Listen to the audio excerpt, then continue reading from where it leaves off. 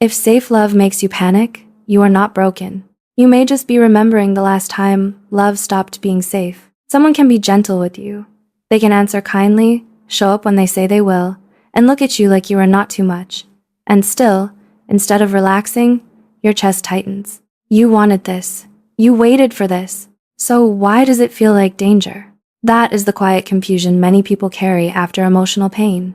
They are not afraid because love means nothing. They are afraid because love once meant waiting for the moment everything changed. The warm voice became cold. The promise became silence.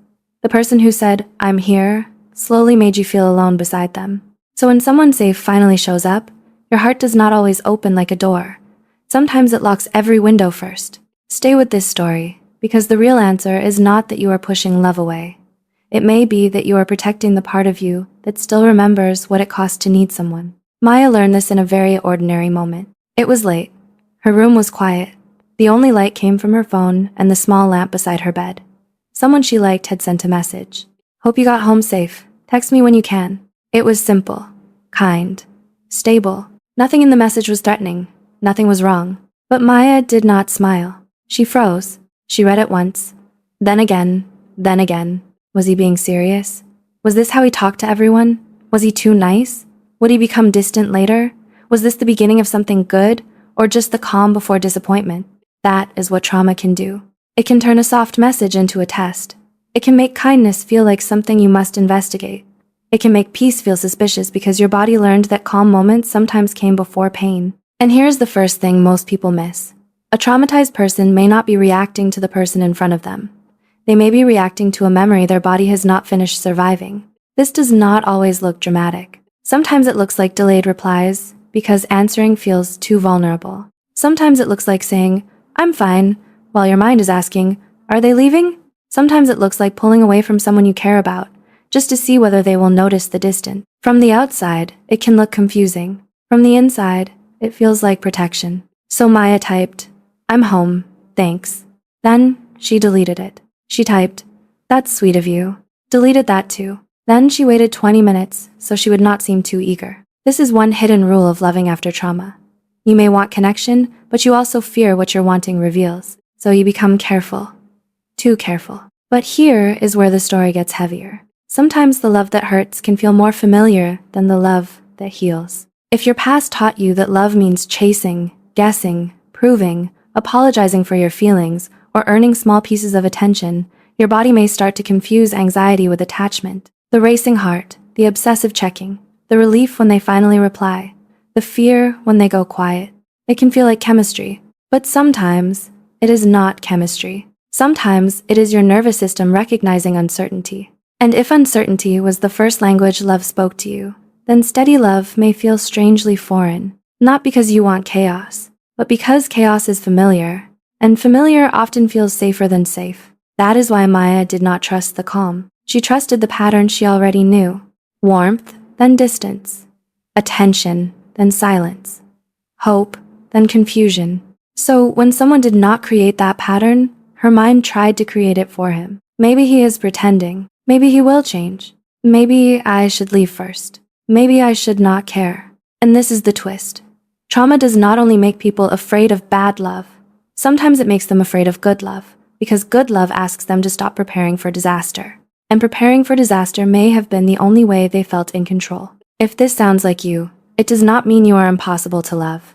It means your heart may have learned defense before it learned rest. You may scan for small changes, a shorter message, a different tone, a pause that lasts too long, a look you cannot read. Suddenly, your mind becomes a detective, a judge, and a storyteller all at once. It gathers tiny pieces of evidence and builds a painful case. They are tired of me. I said too much. I ruined it. They are going to leave. And by the time they simply say, "Sorry, I was busy," you have already lived through the ending in your head. That is exhausting. This is why reassurance can matter so much.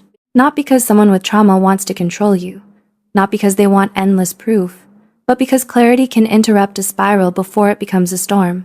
A sentence like, "I'm quiet because I'm tired, not because I'm upset with you," can calm a fear that would have taken hours to fight alone.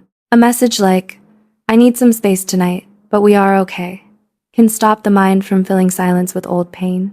Small clarity can become emotional safety. But there is another truth, and this one matters. Love still needs boundaries. Love still needs responsibility. Love still needs respect. Trauma can explain fear, but it cannot excuse cruelty. It is learning to pause before you assume, to ask before you test, to say, I feel scared, instead of acting like you do not care, to say, I need reassurance, instead of disappearing to see if they will chase you. Because testing love may feel safer than trusting it, but testing can slowly damage the very connection you hope will stay. Maya did this without realizing. When he sent kind messages, she answered late. When he asked to see her, she acted unsure. When he was consistent, she looked for flaws. When he got close, she became distant. Then one night, he asked softly, Did I do something wrong? And Maya wanted to say, No, I'm just scared that if I let this feel good, losing it will destroy me. But the words felt too honest. So she said, I don't know. That is the lonely part about trauma. Sometimes the truth is simple, but the body feels too unsafe to say it. You may not need someone to fix you. You may need someone steady enough to hear the fear beneath your reaction. And you may need to become honest enough to name that fear before it controls the whole relationship. And if this feels familiar, pause here for a second, because this is the moment many people skip. They look at the fear and call it weakness. They look at the distance and call it self-sabotage.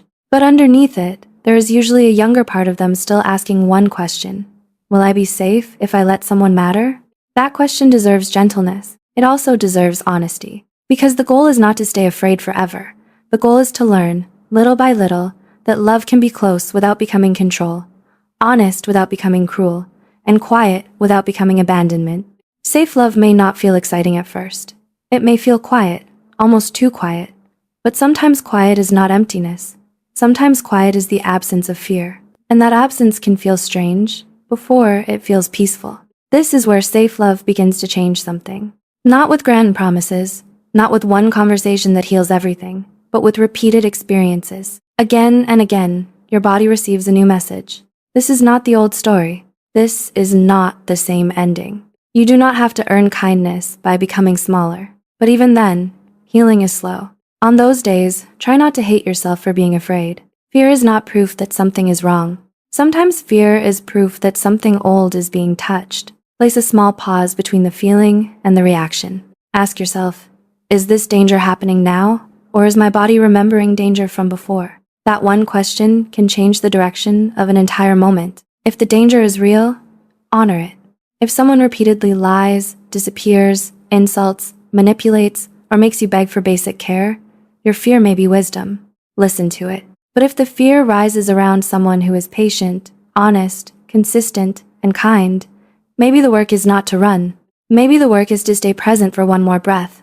One more honest sentence, one more small experience of not being hurt. You do not have to throw your whole heart open at once. You can open it like a window on a cold morning, slowly, carefully, a little more when the air feels safe. This is the part Maya slowly learned. Safe love did not feel safe at first.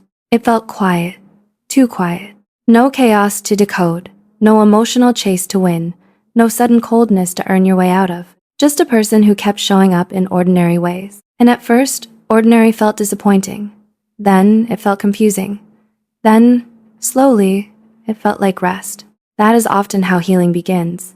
Not as a dramatic breakthrough, but as a moment when your body realizes it does not have to brace as hard. That may not sound like much, but for a heart trained to survive, peace can be a miracle. So if safe love scares you, please know this. You are not unlovable. You are not too damaged. You are not wrong for needing time. But you are responsible for learning the difference between protection and isolation. A wall can keep danger out, but if it never opens, it can keep love out too. The right love does not erase trauma overnight, but it can become the first place where your heart stops preparing to be hurt. If this made you understand yourself or someone you love a little more gently, stay with us. Empty but Aware is for people who look okay on the outside, but are still learning what safety feels like inside. Let it be slow.